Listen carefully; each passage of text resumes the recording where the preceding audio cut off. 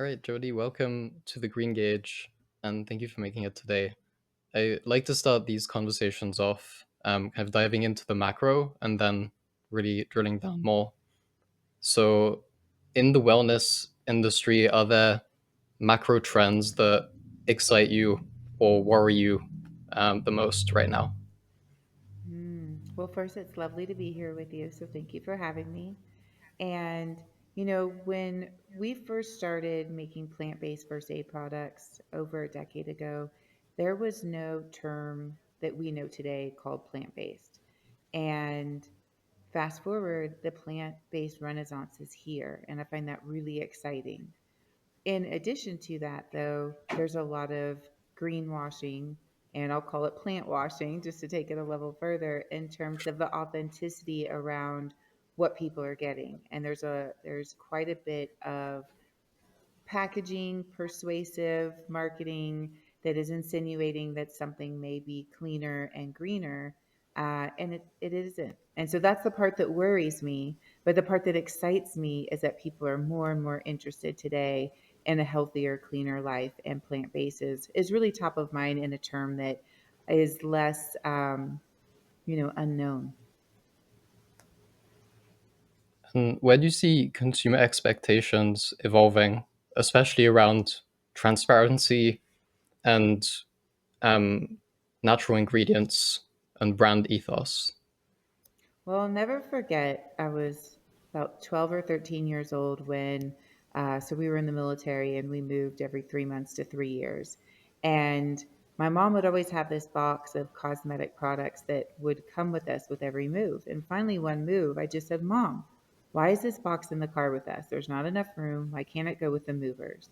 And she was like, Well, it can't go with the movers because it's flammable. And I was like, flammable? She goes, yeah, there's petroleum in these products and these products are flammable. And I'm like, you put that on your face?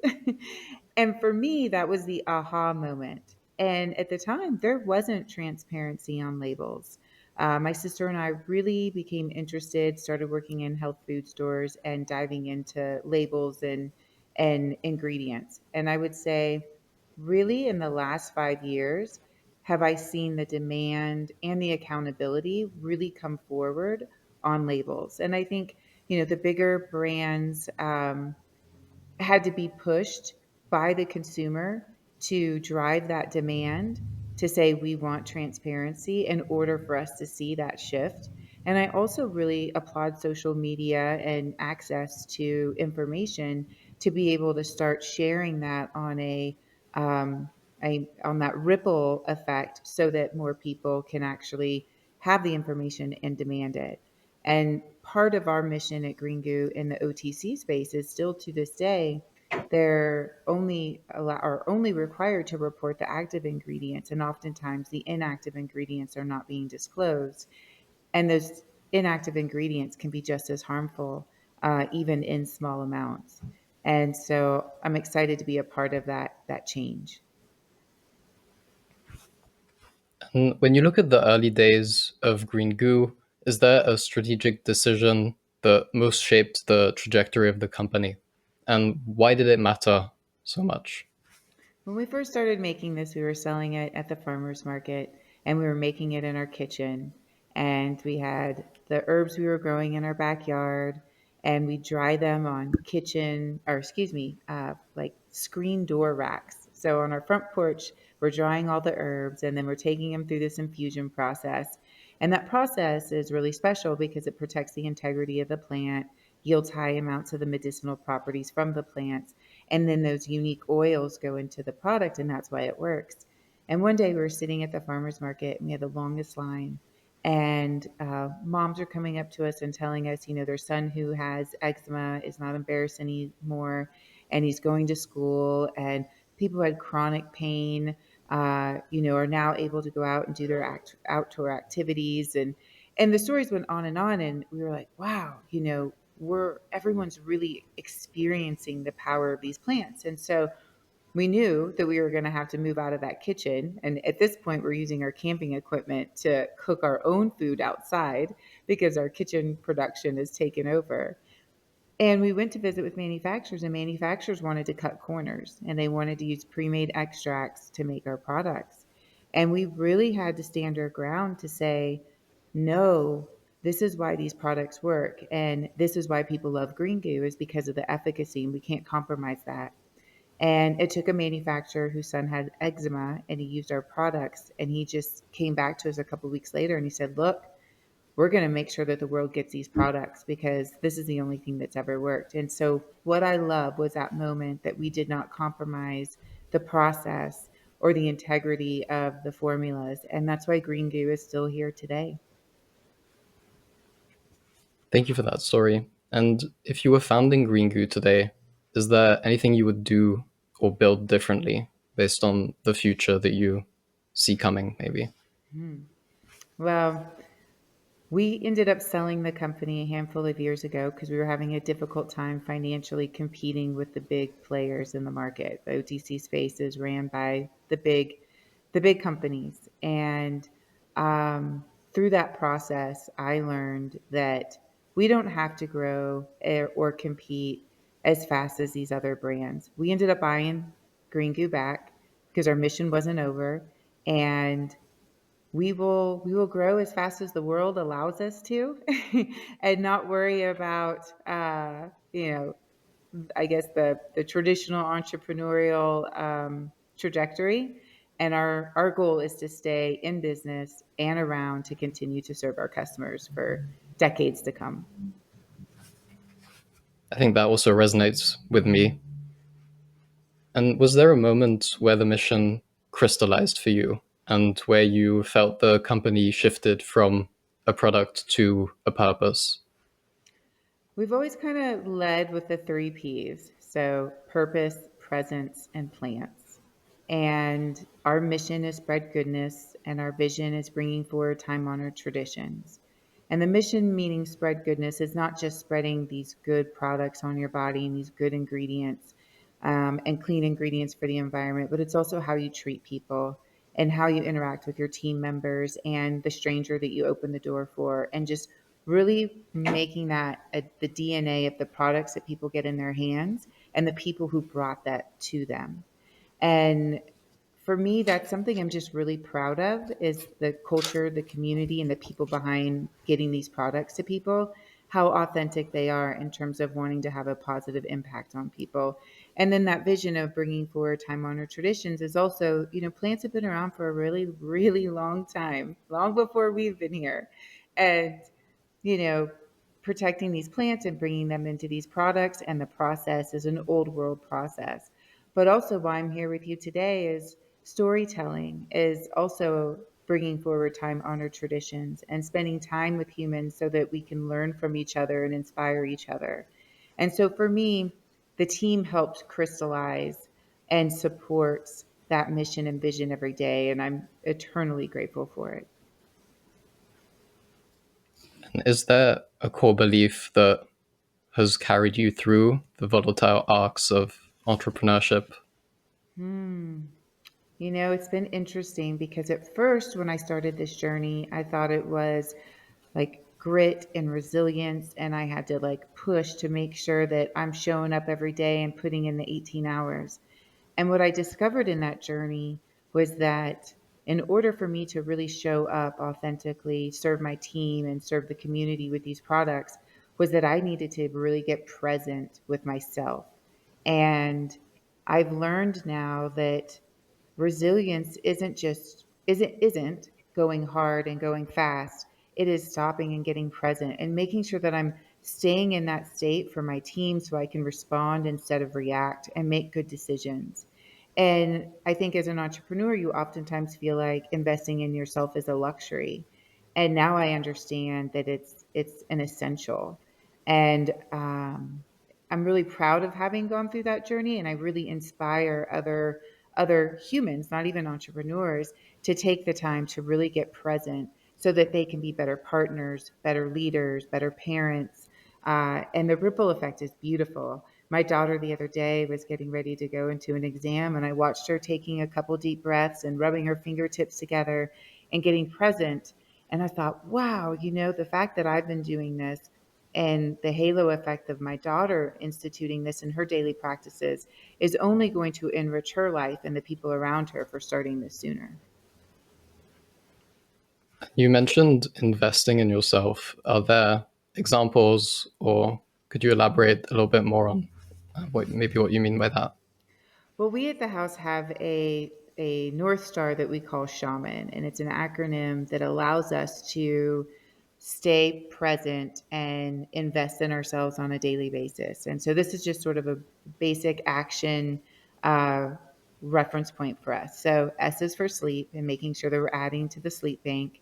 H is hydration, making sure that we're staying hydrated. The things that we're ingesting, food, whatever our beverages are serving us in that capacity, including your skincare products, because your skin is your largest organ and is very much connected to your nervous system. So making sure that you're hydrated there. A is antioxidants, and that can be from your food, your skincare. M is mindfulness. And this is where I really lean in terms of investing in yourself, is that people sometimes feel like they get discouraged that if you don't meditate for 2 hours a day, you're not going to get the same benefits. And your mindfulness practices, you want to invest in them the same way you invest in like going to the gym or working out.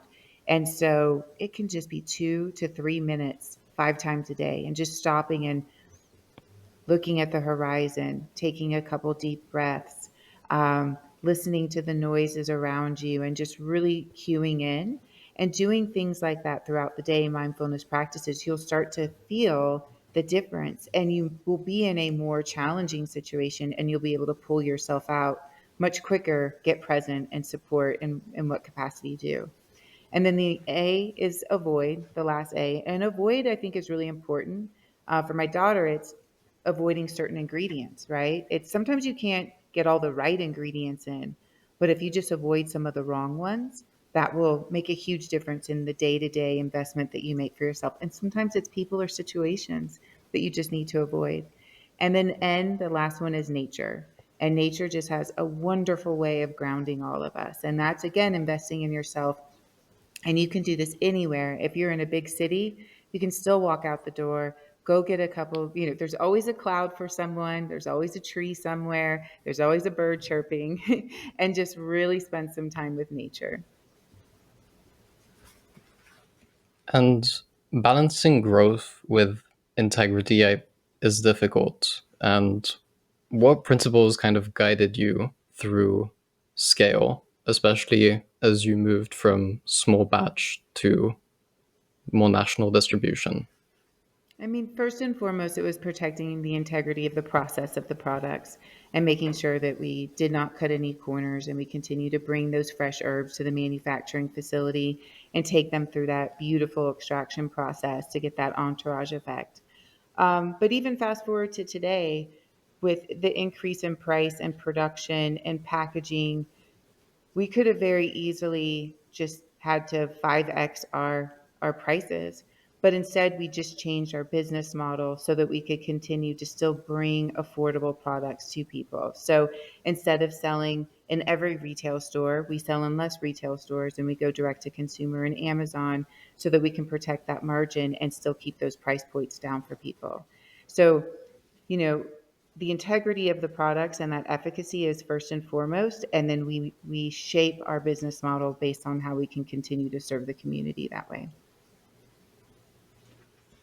And how do you choose the retail channels that you mentioned and that kind of genuinely um, align with your mission?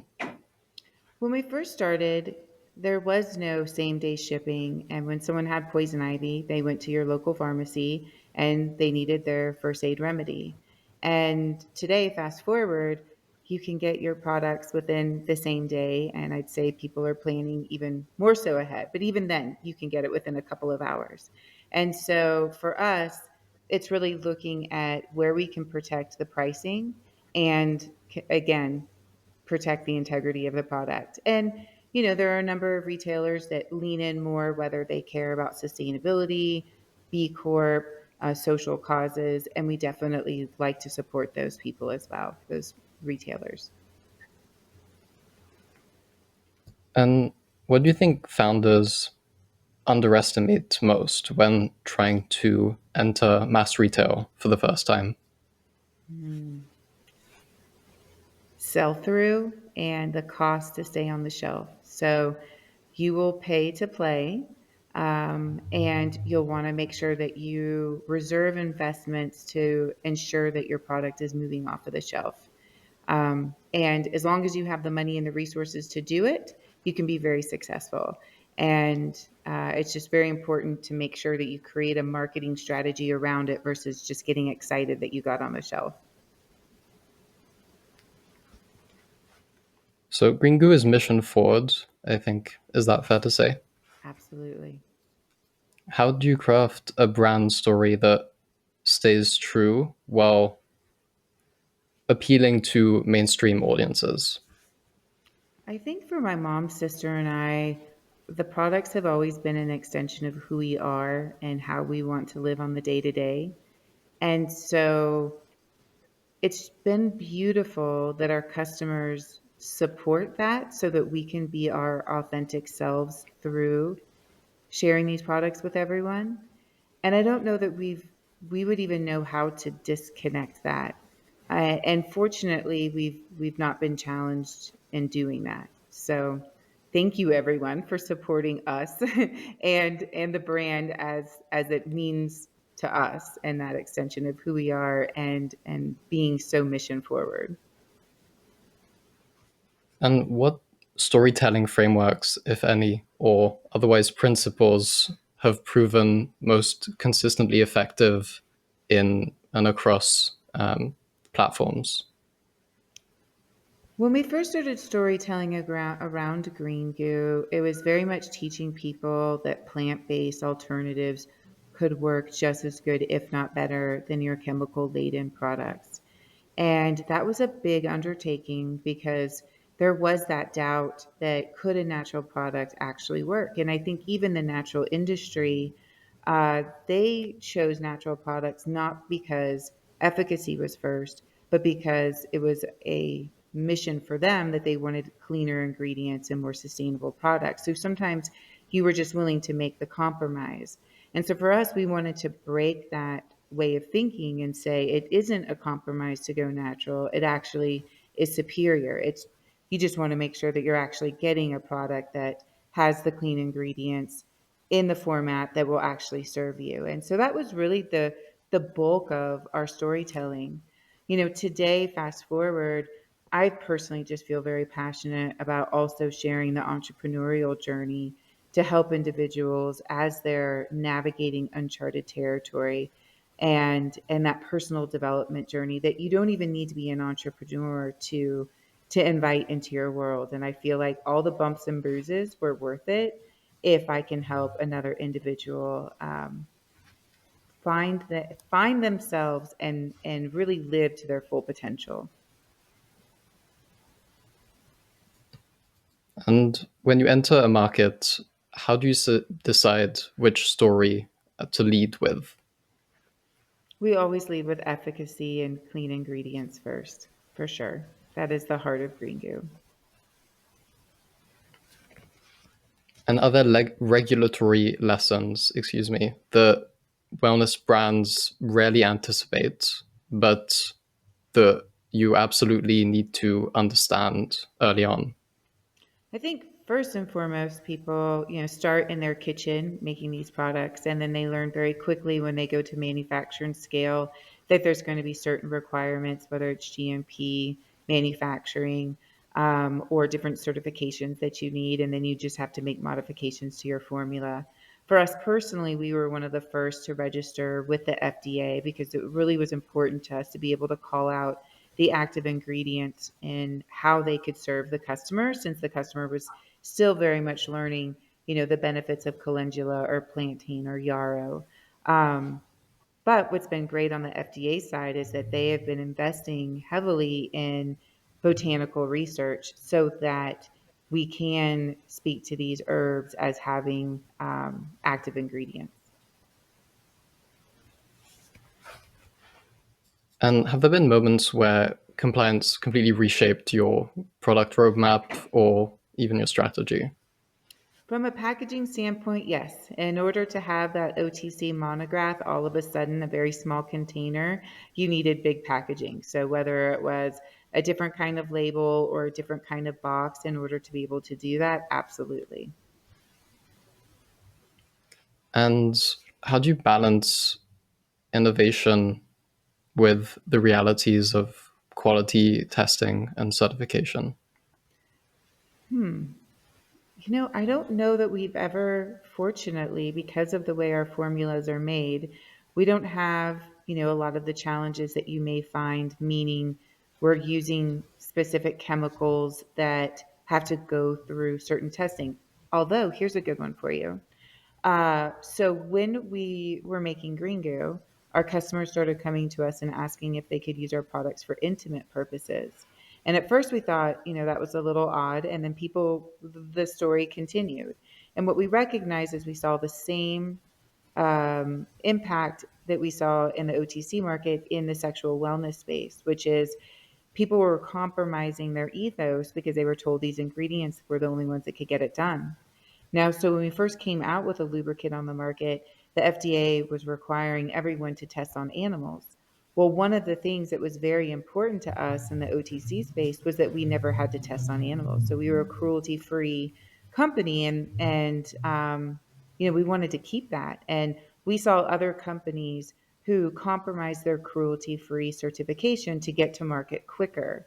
And instead, we worked with attorneys for a very long time to work with the FDA to get our lubricant approved without testing on animals so we could maintain our cruelty free certification.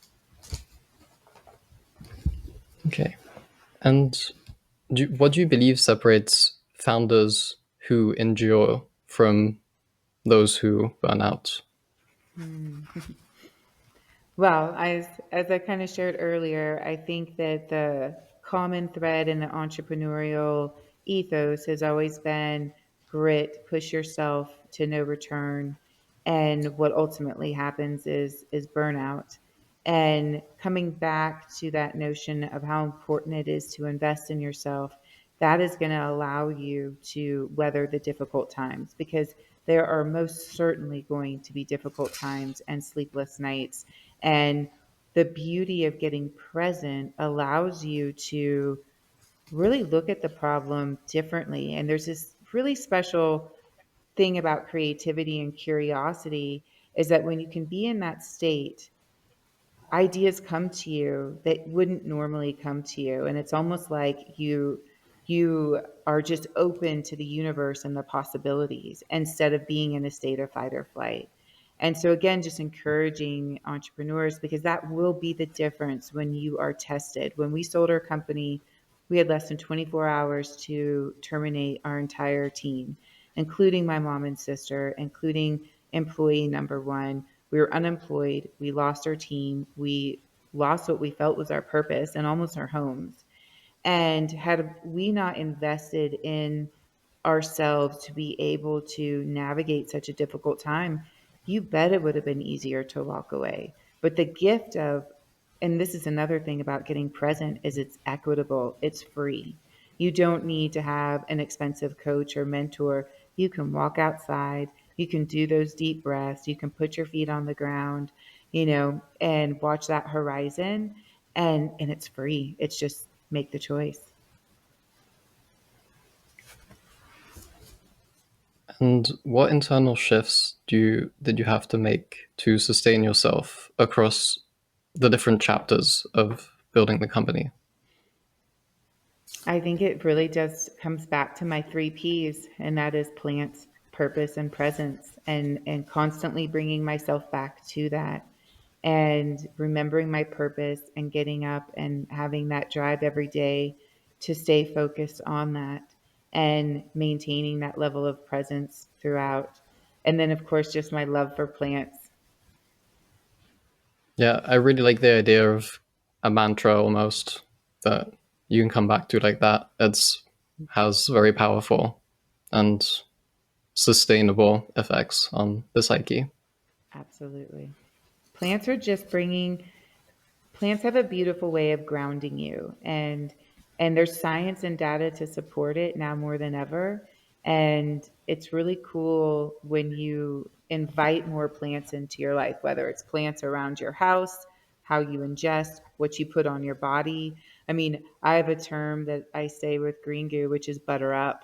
And it's a ritual where on Sundays, you can do this in the evening or the morning.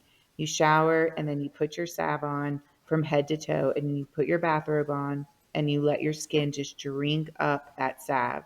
And then you either go to bed or you start your day and you just feel different. And our skin is this large organ that I think we're going to learn more about, that it's not just protecting our insides.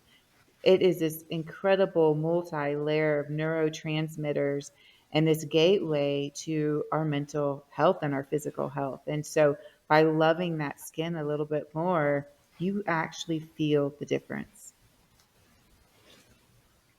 And was there a mentor or a philosophy that significantly changed the way you operate as a leader? I had this beautiful, I called him my spiritual coach, that I met with him every Sunday virtually. And when we lost the company and I could not pay him anymore, he showed up every Sunday at 5 o'clock.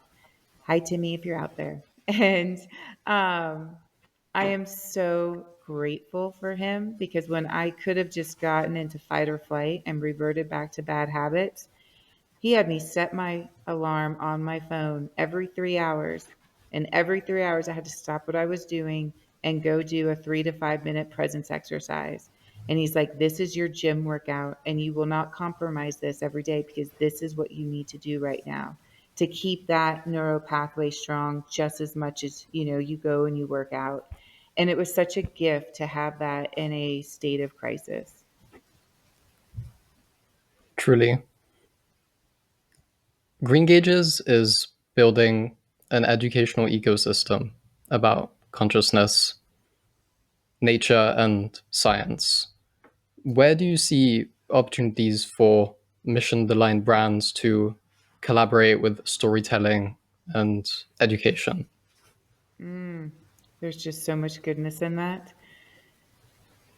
I feel like there's a number of little spheres you just described, and they all have a little bit of overlap, right? And then at the center, at the core of that is like our self, the self, this energy force and how we exist today. And I think that it's going to take a movement of people to invest in this storytelling, in this consciousness, in this clean living, and being present to see what that next level state of living is like. And I think it can be such a beautiful movement of healing themselves and others, and even like ancestral patterns and the environment. And so I'm just really excited to be a part of that contribution. And I hope that more people who feel aligned with this will continue to lean in more and contribute, because the more we do that, that energy force just becomes stronger, and the actions that circulate that energy force will continue to ripple in our whole ecosystem. Yeah, I find I had just had this thought today about intergenerational friendships and their increasing importance, about just being able to create those links in communities will become increasingly more important. So I was wondering, in the same vein, in your experience, what makes a cross industry collaboration genuinely meaningful rather than performative? It's funny. I'm in this YPO community, and we do a lot of deep discussions and deep dives. And I think that you can't leave that state of authenticity in order for the magic to happen. And when you start shifting, and you can feel it in your body when something becomes transactional and it loses its authenticity, and then that's when you kind of take a step back and say, okay, wait a minute. How do I bring myself back to this authentic moment in order to really share in that way? And I think that's the magic. It's like practicing being an expert of the moment, I suppose, something in that vein. Someone told me once, and I was at a conscious leadership like summit, and everyone's giving you these different practices, and then the last speaker that came up, and he said, I really appreciate what everyone shared here. He's like, I'm not discounting all of these practices. These are all going to be great for you. He goes, but I want to put a bow on it. And he said, conscious living is living in a state of prayer at all times. And when you find yourself shifting out of being in a state of prayer, it's about how you get back into that place. And I really like the ontology of how he said that. And it just landed with me in this way that felt very like spiritually connected, and also like something I could wrap my head around and understand what that felt like. Yeah, I also like that. And that was actually all the questions I'd prepared for today. I was curious about the process of buying your company back, and I suppose the legal battle. And it goes back to my question about kind of how you sustained yourself through that. I was just curious about if you had kind of advice or um, anything you wanted to share, and in addition to maybe something that you would have done differently or Well, relating to that. it was one of the most difficult times of my life. I am grateful for what I learned and how I evolved as a result of it. I wouldn't wish it upon anyone. And yet, at the same token, I also don't regret it in this strange way, because I'm so grateful for the learnings and the evolution. And, I'll say how waking up every day and feeling like your purpose has been compromised, and then you're also surrounded by the real life impact that you can't pay your bills and the thing that you love the most. I mean, I'm sitting at the dinner table with my mom and sisters, we're done with the tears and we're having a moment. And then all of a sudden I was like, hey mom, how much green goo do you have? She's like, I just have a couple jars. And I'm like, Jen, my sister, I'm like, how much do you have? She's like, I just have, this and that. And so we're actually like taking inventory of what we have, because there's no production happening. And meanwhile, we're getting emails from customers where she's like, my son is a paraplegic. This is the only thing that works. And my sister's like, are we going to have to start making this in the kitchen again for ourselves? And then we started thinking, like, wait a minute. We have people that need this. We want it. We can't live without it. We have to fight for this. And that really helped me.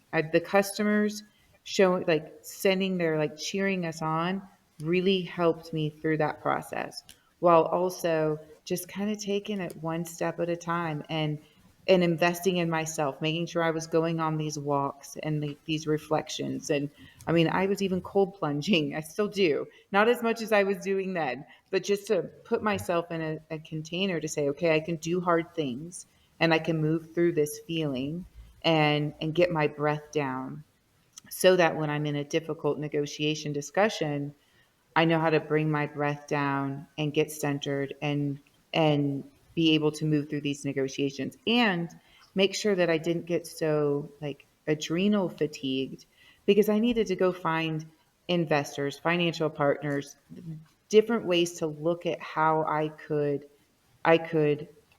buy the company back when I didn't have anything to buy it back with. We didn't get any transaction because of how everything fell apart. We didn't gain anything in that transaction. We lost the asset, and then also didn't have the money to buy it back. So, you know, um, and I knock on wood as I say this. It might not be the hardest thing I'll ever do, but now I have a whole new way of how I approach my leadership, how I approach my day to day. And I'm eternally grateful for that piece. And when I find myself now in this 2.0, as we're rebuilding and I'll start to fall to old habits, I catch myself at least 20 times a day. I mean, at least 20 times a day, getting ready to fall back to that old habit. And I just get present and I take a couple deep breaths. And sometimes it only takes 2 seconds, sometimes it takes 2 minutes. And I'm going to do this differently. And that's part of being here with you today is really empowering and inspiring people as they're going through difficult times that they have what they need in them. It's like literally right there. And we're always kind of looking outside of ourselves to find those answers. And it's super cool when you know you can unlock it like you alone. I find nature is truly a fantastic place to do that and kind of be on one hand like open and more creative once you exit that space, and also on in the first place to be in contact with the awe and wonder of everything that surrounds us. And like you said, the birds, the trees, and being in contact with that is truly an occasion to be grateful and awed and awe inspired, to be honest, by the the connection and the ability to just have that exchange with another entity or in that space, and be able to consciously choose to express it. I think because yeah, walking in nature is and can be just as simple as a form of self-expression. 100%. And there was a musician who was sharing sort of why he felt like he was successful, and I really appreciate what he said. And he said, you know, it's not doing creativity. He's like, it's being in a state where creativity happens. And I was like, that's really cool because so much of how we communicate as humans is about do. And yet there's some real magic in just being. Yeah, I think just being in a state of meditation is a powerful channel for creativity, and it's not a state that we find ourselves in all too often, especially with yeah the surrounding distractions that are inherent in our way of living. Very true.